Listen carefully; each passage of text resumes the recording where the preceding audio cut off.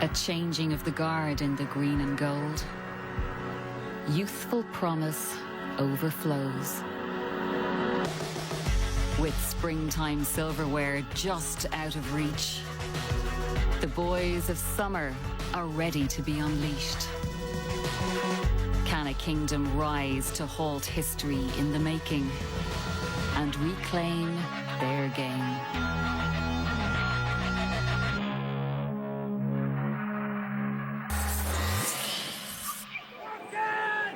Most expect this to be fairly routine for Kerry, but a wet night, a greasy ball in Cusack Park, which is rarely a gimme for any visiting side. There's still a job to be done here. And Kerry start on the attack. James O'Donoghue in towards Gainey, who breaks it down. David Clifford gets on it. Clare realise where the danger is, and it's that Kerry inside forward line. Gainey keeps it alive, and it's worked through the hands. David Moran, nice little shimmy, and 6 minutes on the clock. David Moran opens the scoring. Big night for young Diarmuid O'Connor, and it's his pass inside to Shane Enright, who is operating in that Kerry half-back line. Tom O'Sullivan, and they look for that ball, dropped in behind again. Gainey ushers Clifford away from it, sells the little dummy, he's away from Killian Brennan, improves the angle. Paul Gainey, and he becomes the first of that much vaunted Kerry inside forward line to register. James O'Donoghue popping up in a variety of positions in these early minutes. Lovely ball inside. Sean O'Shea, goal chance for Kerry. Oh, it's off the post, kept alive by Clifford. Finds a little space and pops it over to ensure Kerry lead with something. They've got a point, probably should have been a goal. O'Donoghue on the move again, gets his head up, booming ball in towards Clifford and Gainey once more. It's been one of the tactics in the early minutes. Clifford has it. Gainey, he's in behind around the goalkeeper, but finds only the side netting. Another goal chance goes a-begging. Clare need to find a foothold. So far just one pointed free from David Tubridy to show for their efforts. You can hear Peter Keane and Tommy Griffin shouting at that Kerry full forward line to get back out and pressurise. They've done that. James O'Donoghue has turned the ball over. Here's Clifford, and they keep it moving. Little injection of pace. Diarmuid O'Connor joins in, and Diarmuid O'Connor with a championship point, and that all came from the pressure from James O'Donoghue. Space to attack here. Ease down into the corner once more. They've gone in that direction so often in this first half. Clifford, the angle tightening all the time. Excellent score from David Clifford. 8 points to 1 down. Clare needs some inspiration from somewhere. Gary Brennan, better ball inside, and Tubridy gets on it. Support arriving from Owen Cleary. The two real danger men in that Clare forward line have combined. Very well taken score from Cleary. Kerry's first outing of the championship year, lots of focus and attention on them, and they haven't disappointed this evening. Very encouraging first half, and here they go again, and it's David Clifford running Kelly. Look to double up on Clifford, the hand pass on the inside. It's James O'Donoghue, brilliant finish, and they spurned a couple of goal chances, not this one. If Kerry can get a fully fit season out of James O'Donoghue, they might be set for a big year. Cleary outside of the left boot. Tubridy his target again, shadowed by Tyke Morley, who's trying to push him wider and wider. Tubridy, well, this would be some score if he lands it in these conditions, and he has done. Second of the night for Tubridy, first from play. And what from Kerry now in the second half, so comfortable going in at half-time. Maybe the question, what of Clare? And it's looking porous and open at the back again, and Spillane drives into that space, and Adrian Spillane makes it Kerry by 12. Here's Kieran Malone. Would have been disappointed not to start, but it's been prominent since his introduction. Malone with the little short popped hand pass to Jamie Malone, and it's Cathal O'Connor joining in now. O'Connor and Brennan starting to get to grips with this game in midfield now. Gainey stepping out cleverly into space to receive this one. He's got options, he's got runners. Comes all the way across to this near side, and it's Micheál Burns, the substitute, to ease that one over. Off the bench and off the mark, Burns. Cormac Murray. Kildare dugout not happy with a few of the Kerry challenges in the last few minutes. Here's Malone to work it forward. Tubridy, lovely little shimmy. Oh, and that's set off well outside the upright, but he curled it in beautifully, David Tubridy. Showing some character in this second half, Clare. Looked in serious trouble at half-time. They're making a game of it second half, and that is high from Mark Griffin, who has already been booked in this game. And I think he senses his fate here. It's a second yellow for Mark Griffin, and Kerry reduced to 14.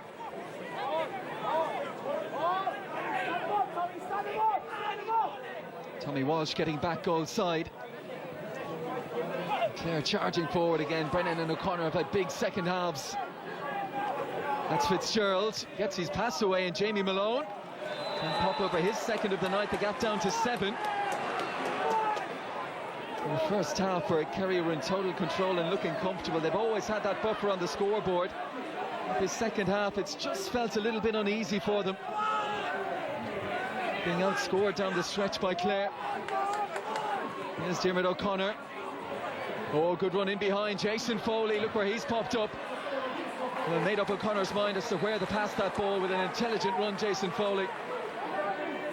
Well, can Clare have the final say? It's been a good second half performance from them, but the horse had well and truly bolted in a chastening first half. Cleary eases over his 5th point of the evening. And there is the final whistle for Clare. Certainly a second half performance that gives heart ahead of the qualifiers for Kerry. A Jekyll and Hyde night, but they are back in a Munster final. Final score in Ennis, Clare 12 points, Kerry 115.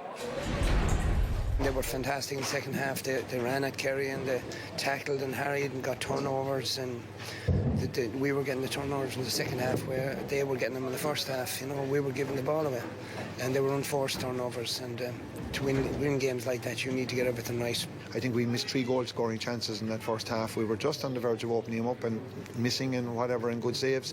But look, we were relatively happy going in at half time, and look, I don't know whether guys took the foot off the gas maybe in that second half, but look, we got out of here, and I suppose at the end of the day that's the most important thing. Yeah, and they got out comfortably enough. But Pat, when we look at the Kerry attack, there's a lot of very talented individual players, and a lot of people talking about how potent this Kerry forward line can be. How are they going in your view?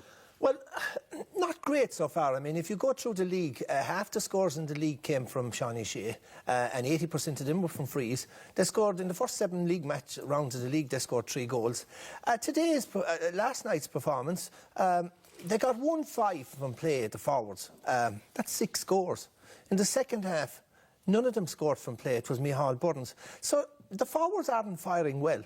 The problem is, a lot of the problem is that, you know, a gunfighter isn't much use without bullets. A forward isn't of much use unless he gets a supply of ball. And probably the supply of ball isn't coming into them as frequently as it should be. Oh. If Kerry can win, if Kerry can get 50-50 or 60-40 centre field, Kerry will be a threat to any county in this year's championship. We did see that spell, though, before half-time where they closed out the game. It was a game that Kerry never looked like losing. And the game was put to bed in an 8-minute spell just before half-time when they scored 1-5, 1-3 from play. And this is Kerry at their best. You know, the movement, the support play, the quick hands, the good decision-making, the angles of running. In this case, Diarmuid O'Connor finally coming on, identifies space in the middle, breaks through the centre and scores a wonderful point. This is Kerry at their best. A long kick pass, took out 6 Clare defenders, finding James O'Donoghue, who is now back to form. A beautiful diagonal ball. David Clifford showed well, does a bit of a shimmy, makes a bit of space for himself on the left foot, and a lovely score. And this was the goal, and they did leave behind 3 goal scoring chances. This was the one. But you could highlight loads of things in this. It's the movement, it's the support play, it's the quick hands, it's the decision making. David Clifford demanding the ball. Now watch what David Clifford does. He rounds Gordon Kelly, but this is how intelligent a player is. The head is up. Shawnee Shea, highlighted here, makes a run. He draws a defender. James O'Donoghue has the hand up, looking for the ball, and a wonderful score. What will be happening from last... Look, Kerry, what will be happening, 2 things that will be happening from last night's performance. The performance of James O'Donoghue. He scored 1-1. He was responsible for being fouled for 2 other occasions. He was on 15 possessions. He's getting back to form. But look, Kerry were 11 points up with 20 minutes to go, and whatever happened, you know, last Sunday Dublin had ruthlessness and they kept the pedal to the metal. Whatever happened, Kerry, for that 20-25 minutes, they were very, very poor. Yeah, well, in fairness, Colin Collins pointed out that the Clare fellas didn't give up. Give credit to Clare. Yeah. They never backed down. They never threw in the towel. They kept battling and battling and battling, and they won the second half score-wise. They won the second half in possession. In actual fact, they had more shots of goal than Kerry. What did you make of Kerry? Well, I think you're looking at Kerry in the context of being All-Ireland contenders in the top 2 or 3 days. And I still think we haven't really seen a whole lot. They focused on their defensive work rate maybe during the league. They were probably ahead of people at the start of the league. What do you mean they didn't? No, they didn't. In the league final, they were absolutely... No, but I mean at the start of the league. In those first few games, they got points on the board because they were working extremely hard, and he's trying to build a work ethic into the forwards, in the likes of Donoghue and Clifford and Geaney, getting them to work incredibly hard. But for me, there's still elements we still don't know whether they've sorted out their defence. Jack Sherwood played as a sweeper last night, probably because Clare played with a sweeper. Midfield, David Moran picked up a black card. They need to have a dominant pair in the middle of the park. And then in the second half, they just got sloppy last night. You know what I mean? Well, like there was times when you know, James, like this is when they should smell blood. Like I know James O'Donoghue is just coming back, and I know the conditions were poor. Dropped it short. Here's Clifford again, another poor shot. Like they have to be a little bit more ruthless. Does everything right here, no pressure, and just a poor kick out. And this is the part that would annoy Peter Keane, that they just got sloppy. They lost their cohesion, they lost their rhythm in the second half. They made basic mistakes. Their movement in the middle of the park for me was poor. There's no one supporting, they're all static, and they give away a sloppy hand pass. You know, again, look at the 6 guys in the middle. Nobody's looking for the ball. So they hit a flat, no energy there, hit a flat patch, not getting anyone in possession, and then a loose kick pass kicked away. So for me, yes, the game was won.